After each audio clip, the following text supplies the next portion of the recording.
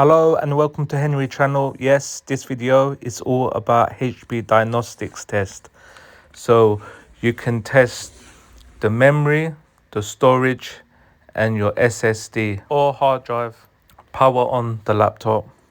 Now keep tapping F2 key. Let go when you see this entering system diagnostics. I've got a bad battery here, so just press enter. So this is how the interface looks like, guys. So you've got memory test, storage test, hard drive check, which is, it can be hard drive / SSD. So let's start off with memory test. Press enter, select it and press enter.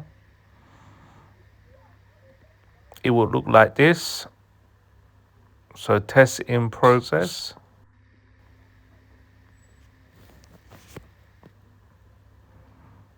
%. Escape now.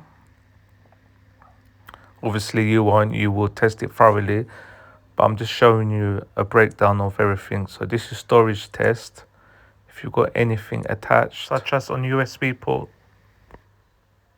Now next one is hard drive / SSD. You can choose whether to do a quick or extensive check.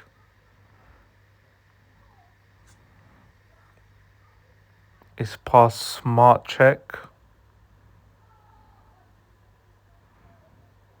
So progress is 25%.